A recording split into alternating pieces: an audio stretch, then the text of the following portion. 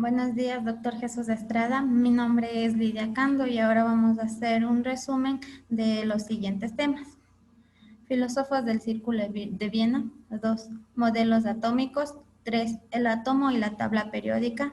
4. Niveles de la organización de la materia, biológico, químico y ecológico. Filósofos del Círculo de Viena. El Círculo de Viena es un organismo científico y filosófico, formado por Moritz Schlick, filósofo austríaco en Viena, Austria, en 1921, y disuelto definitivamente en 1936. Este movimiento, conocido con el nombre original del Círculo de Viena para la concepción científica del mundo, se ocupaba principalmente de la lógica de la ciencia, considerando la filosofía como una disciplina encargada de distinguir entre lo que es ciencia y lo que no, y de la elaboración de un lenguaje común de todas las ciencias. Principales autores del Círculo de Viena. Este movimiento contó con grandes figuras de la ciencia, procedentes de muy diversas disciplinas, estando entre ellos, además, el propio Schlick, Albert Fiegel, Friedrich Waismann, Rudolf Karp, Victor Karp, Otto Neurath, Philippe Frank, Klaus Mann, Carl Gustav y Elpen Felix. Kauffmann o Alfred Eicher. Muchos de ellos eran físicos matemáticos o profesionales que estudiaron diferentes ramas de la ciencia, pero que terminan profundizando en aspectos filosóficos. El movimiento se centra en un empirismo total, que pretendía basarse en los avances de la lógica y de la física, y que se centraban su metodología en el método inductivo. Otro de los principales aspectos por lo que se caracteriza es por su profundo rechazo a la metafísica, derivada de su inductismo y empirismo, al considerarla ajena a la realidad de los fenómenos. Sus reuniones celebradas las noches de los jueves terminarían por germinar el llamado neopositivismo lógico. Disolución del Círculo de Viena. El Círculo de Viena ofreció interesantes aportaciones y avances, tanto en el terreno de la filosofía como el de diversas ramas de la ciencia. Sin embargo, pocos años después de formarse, acabaría disolviéndose, debido a los acontecimientos históricos que sucedieron durante la época. Estamos hablando de la llegada al poder de Hitler y el nazismo. El inicio del fin del círculo se produjo cuando en junio de 1936, y de camino a dar clases en la universidad, que él fuera pionero y fundador del Círculo Motriz Schlick, fue asesinado en las escaleras de la misma por un ex estudiante suyo, Johann Nelbock, de ideología cercana a la nazi. Si bien, al parecer, el asesinato se produjo debido a ideas delirantes de tipo celiotípico, respecto a otra de las alumnadas de Schlick, la cual había rechazado al asesino. El estudiante sería detenido y encarcelado, pero 2 años después sería liberado por los nazis, al justificar sus acciones como un acto para impedir doctrinas y paradigmas dañinas y amenazadoras para la nación, debido al hecho de que gran parte del Círculo de Viena estaba conformado por científicos de origen judío. Vamos a ver sobre los modelos atómicos. Modelo atómico de Dalton. En 1808, Dalton formuló la teoría atómica que rompía con todas las ideas tradicionales, derivada de los antiguos filósofos griegos, Demócrito y Leucipo. Esta introduce la idea de la discontinuidad de la materia, es decir, es la primera teoría científica que considera que la materia está dividida en átomos. Como podemos ver en la imagen, tenemos que el modelo atómico de Dalton solo era una bola simple. Los postulados básicos de esta teoría son: la materia está dividida en unas partículas indivisibles e inalterables llamadas átomos. Los átomos son partículas muy pequeñas y no se puede ver a simple vista. Todos los átomos de un mismo elemento son iguales entre sí, igual masa e igual propiedad. Los átomos de distintos elementos tienen distinta masa y distinta propiedad. Los compuestos se forman cuando los átomos se unen entre sí en una relación constante y sencilla. También se dice que se crea ni se destruye, y ningún átomo de un elemento se convierte en átomo de otro elemento. Como siguiente modelo tenemos el modelo atómico de Thomson. En el año de 1897 se descubre el electrón, una de las partículas subatómicas que conforman el átomo. En 1898, Thomson propuso un modelo atómico que tomaba en cuenta la existencia de dicha partícula subatómica. Su modelo era estático, ya que suponía que los electrones estaban en reposo dentro del átomo y que el conjunto era eléctricamente neutro. El modelo de Thomson era parecido a un pastel de frutas. Los electrones estaban incrustados en una masa esférica de carga positiva. La carga negativa total de los electrones es la misma que la carga total positiva de la esfera, por lo que dedujo que el átomo es neutro. También explicó la formación de iones, tanto positivos como negativos. Cuando el átomo pierde algún electrón, la estructura queda positiva y se forman iones positivos. Pero si el átomo gana algún electrón, la estructura queda negativa y se forman iones negativas. Como podemos ver en esta siguiente imagen, las bolitas de color blanco tienen negativo y la masa total, el círculo más grande es de rojo que tiene carga positiva. Esta se parece a un pastel de frutas. Entre sus características principales tenemos un átomo se asemeja a una esfera como materia de carga positiva y con electrones. Como siguiente, otro tenemos la carga positiva y negativa es igual en magnitud. Para tener átomo C con carga neutra, los electrones deben estar inmersos en una sustancia con carga positiva.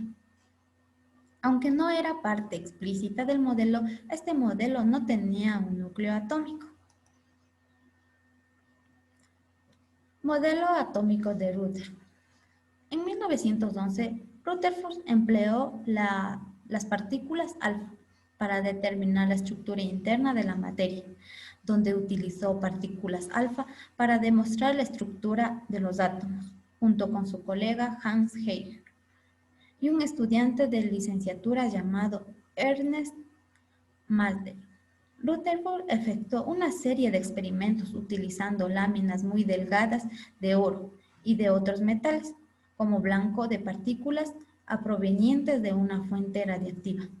Ellos observaron que la mayoría de las partículas atravesaban la lámina sin desviarse, o bien con una ligera desviación de vez en cuando. Algunas partículas alfa eran dispersas de su trayectoria con un gran ángulo. En algunos casos, las partículas alfa regresaban por la misma trayectoria hacia la fuente radiactiva. Características. El átomo consiste en un núcleo central cargado positivamente. La masa del átomo está concentrada en el núcleo.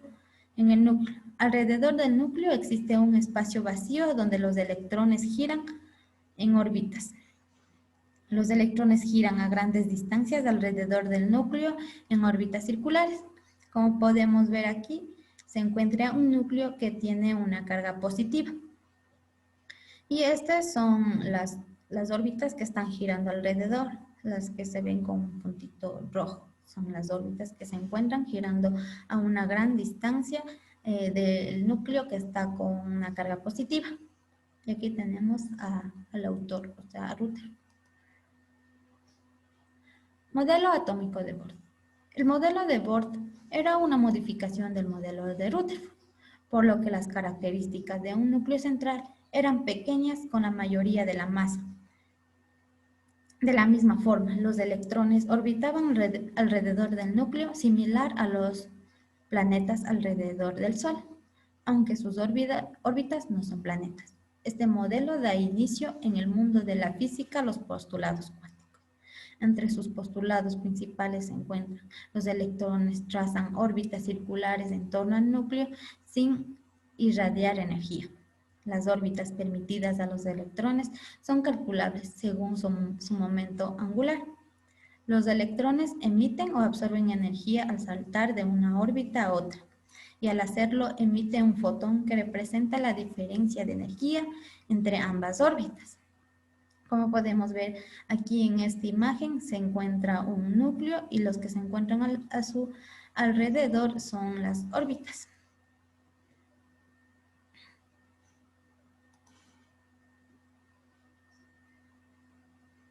Modelo de Sommerfeld, 1916. El modelo atómico de Sommerfeld es una mejor versión del modelo de Bohr, que nos explica la forma en la que se comportan los electrones por medio de diferentes niveles de energía. Realizó dos modificaciones básicas. Una era que los electrones podían describir órbitas causilípticas y la otra que los electrones poseían velocidades relativistas. De acuerdo con su modelo, los electrones se encontraban girando únicamente de forma circular. Una órbita céntrica dio lugar a un nuevo número cuántico, el cual se le conocía con el número cuántico azimutal, y que delimitaría la forma de los orbitales y se representaría con la letra L, tomando valores desde 0 hasta n-1. Como podemos ver en esta imagen, este es el núcleo y se encuentran girando en forma circular o causilíptica. Entre sus características tenemos: los electrones se mueven alrededor del núcleo en órbitas circulares o elípticas. El electrón es una corriente eléctrica minúscula. La excentricidad de la órbita dio lugar a un nuevo número cuántico llamado azimutal. Modelo de Schrödinger. El modelo atómico de Schrödinger 1926 es un modelo cuántico no relativista. En este modelo, los electrones se contemplaban originalmente como una onda estacionaria de materia, cuya amplitud decaía rápidamente al sobrepasar el radio atómico. El modelo de Bohr funcionaba muy bien para el átomo de hidrógeno. En los aspectos realizados para los átomos, se observaba que electrones de un mismo nivel energético tenían energías ligeramente diferentes. Esto tenía explicación en el modelo de Bohr y sugería que si se necesitaba alguna corrección. La propuesta fue que dentro de un mismo nivel energético existían subniveles. Entre sus características principales tenemos: se basa en la solución de la ecuación Schrödinger para un potencial electrostático con simetría esférica.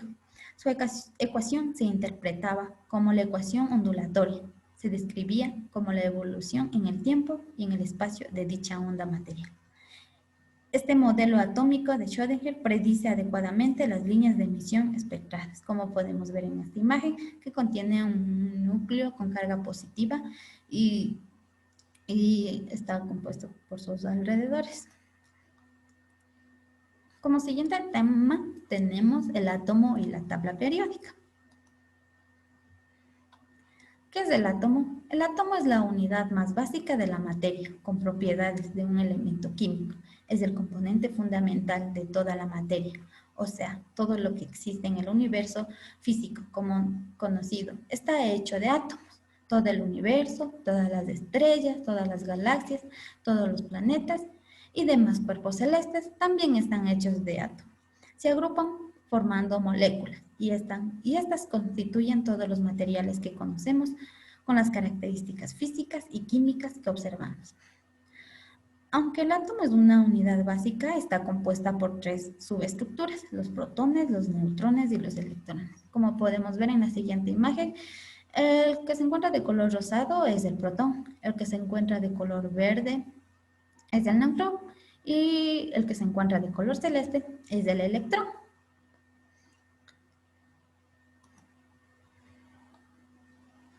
Número cuántico y número másico. Número atómico y número másico. Todos los átomos están compuestos por un núcleo central, en el que hay partículas con carga eléctrica positiva, los protones, en torno al cual se mueven otras partículas con carga eléctrica negativa, que son los electrones. Así, el átomo es eléctricamente neutro, ya que la carga positiva de los protones está compensada por la carga negativa de los electrones. El número atómico es precisamente ese número que además corresponde con el ordinal de la casilla que ocupa en la tabla periódica de cada elemento, se representa con la letra Z. Se coloca como subíndice a la izquierda del símbolo del elemento correspondiente. El número másico nos indica que el número total de partículas que hay en el núcleo, es decir, la suma de protones y neutrones, se representa con la letra A y se sitúa como superíndice a la izquierda del símbolo del elemento. Representa la masa del átomo, la medida en UMA, ya que la de los electrones es tan pequeña que se puede despreciarse. Como podemos ver en esta imagen, aquí tenemos un ejemplo del hidrógeno. Aquí se encuentra su nombre, su estructura atómica, su símbolo, su valencia, su número atómico, su punto de ebullición, su punto de fusión y su densidad.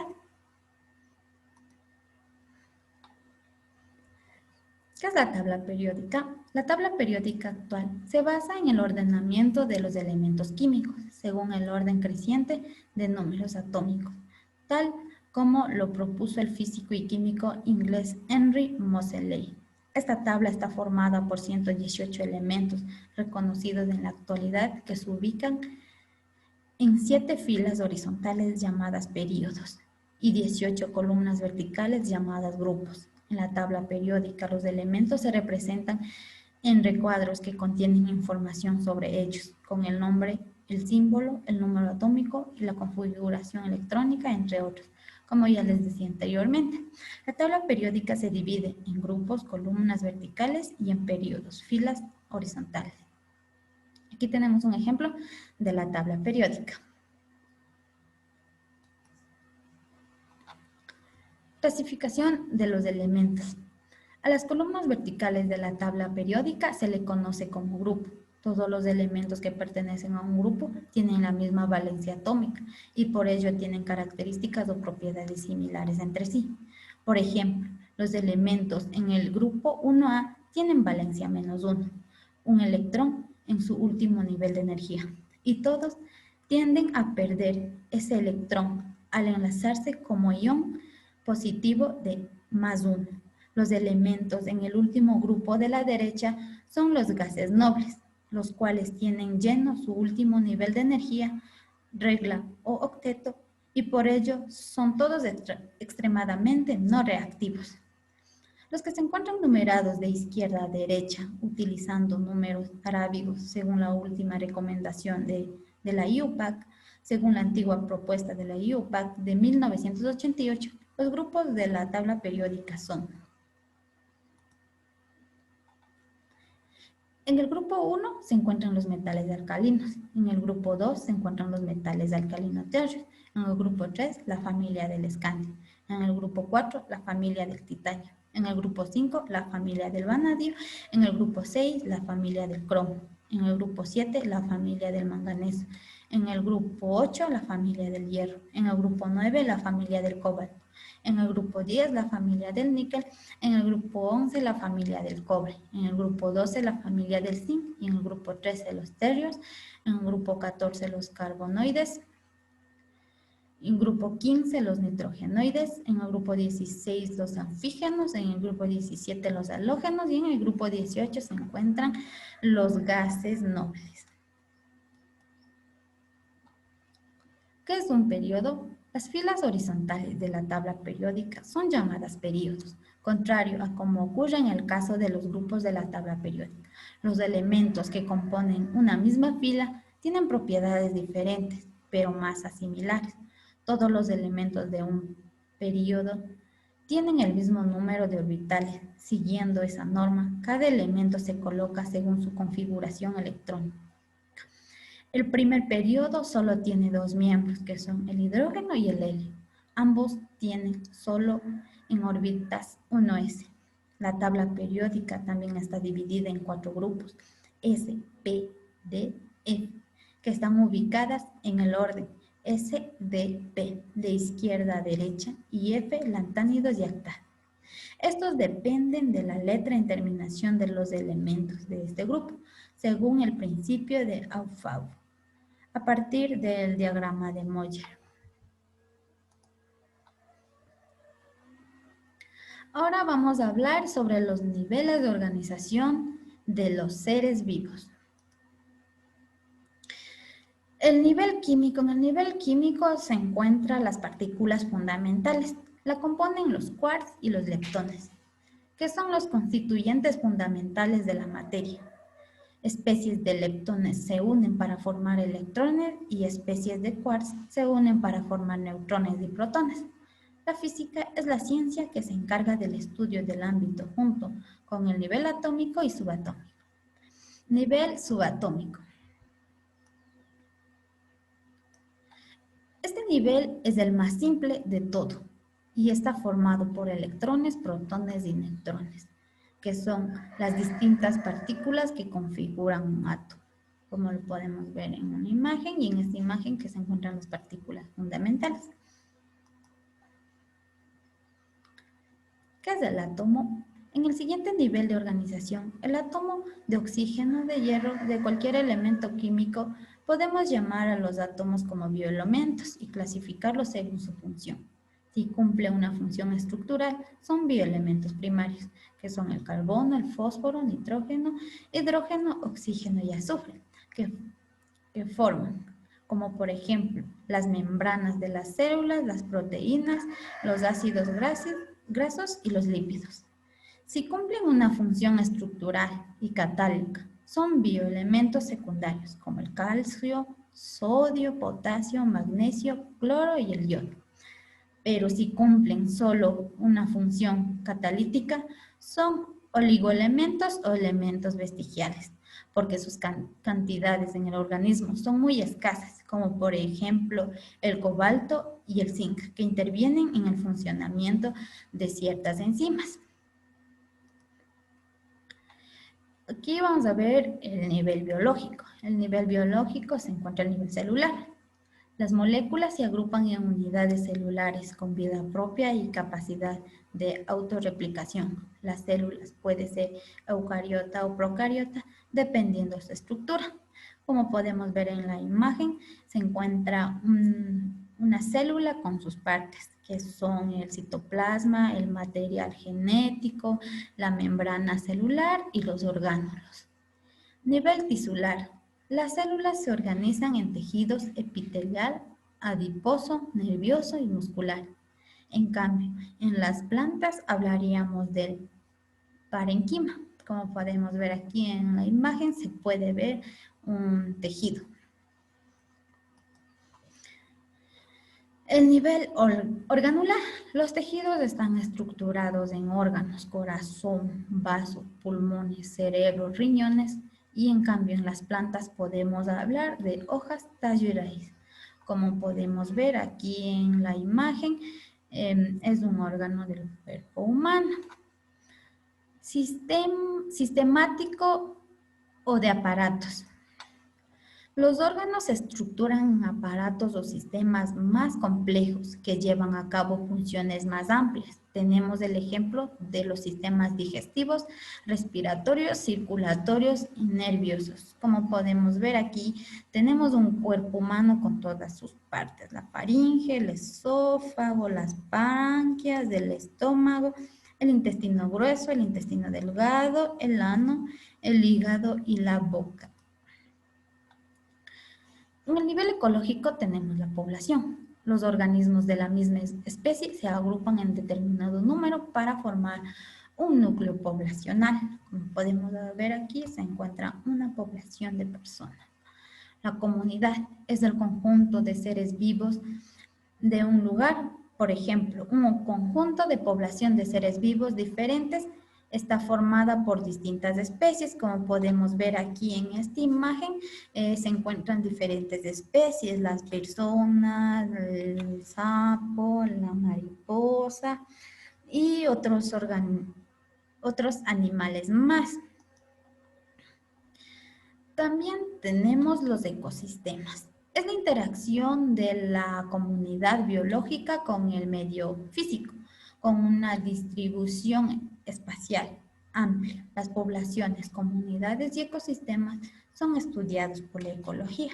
Como podemos ver aquí, tenemos un ecosistema que se encuentra en diferentes tipos de animales, los aves, los reptiles y los peces. También tenemos el bioma.